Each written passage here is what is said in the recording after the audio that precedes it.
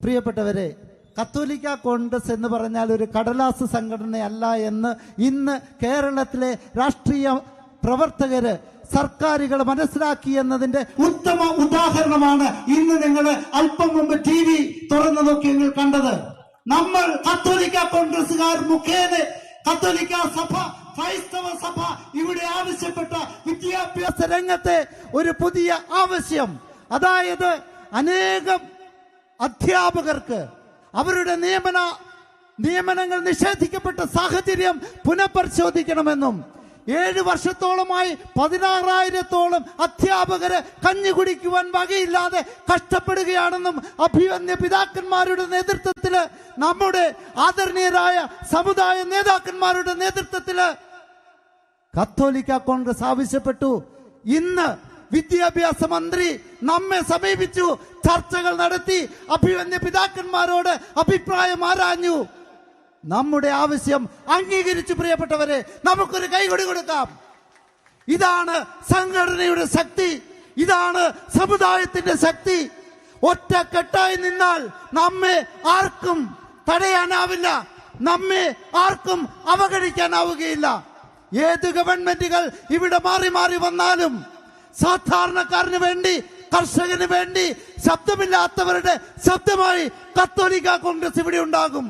അതിന് തെളിവാണ് ഇവിടെ ഇന്ന് തുടങ്ങുന്ന ഈ അവകാശ സംരക്ഷണ യാത്ര.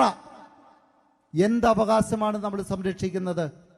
പ്രിയപ്പെട്ടവരെ, നമ്മുടെ ഓരോരുത്തരുടെയും പൗരാവകാശങ്ങളാണ് നമ്മൾ സംരക്ഷിക്കണമെന്ന് ആവശ്യപ്പെടുന്നത്.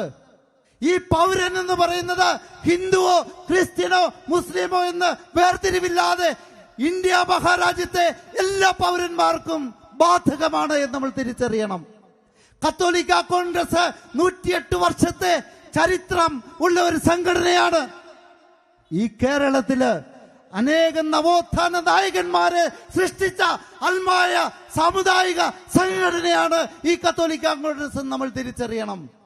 അഭിവന്യ പിതാക്കന്മാരോട് ചേർന്ന് സമുദായത്തിന്റെ അൽമായ നേതാക്കന്മാർ നമ്മുടെ സമുദായത്തിലെ അംഗങ്ങളെ ചേർത്ത് നിർത്തി പൊതുസമൂഹത്തിന്റെ ആവശ്യത്തിനു വേണ്ടി, പൊതുസമൂഹത്തിലെ സാധാരണക്കാരുടെ ഉന്നമനത്തിനു വേണ്ടി ഇനിയും ശബ്ദിക്കുമെന്ന് മുന്നറിയിപ്പ് നൽകുവാൻ ഈ യാത്രയിലൂടെ നമ്മൾ ശ്രമിക്കുകയാണ്. ഇവിടുത്തെ വിഷയങ്ങൾ ബഹുമാനപ്പെട്ട ജോസ് കുട്ടി സാറും മറ്റുള്ളവരും പറയുന്നത് കൊണ്ട് ഞാൻ അതിലേക്ക് കടക്കുന്നില്ല. ഇവിടെ എന്നൊക്കെ സാധാരണക്കാരൻ അവഗണിക്കപ്പെടുവോ, എന്നൊക്കെ സാധാരണക്കാരന്റെ നേരെ അധികാരി വർഗം പുച്ഛത്തോടെ, ഗർവോടെ, ധാർഷ്ട്യത്തോടെ പെരുമാറിയോ, അന്നൊക്കെ കത്തോലിക്ക കോൺഗ്രസ് അർത്തിരമ്പുന്ന ഒരു കടൽ പോലെ ഈ തെരുവീഥികളിലൂടെ ജാഥ നയിക്കേണ്ടി വരും.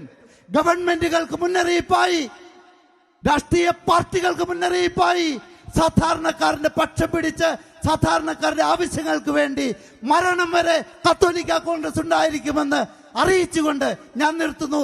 ജയ് കത്തോലിക്ക കോൺഗ്രസ്.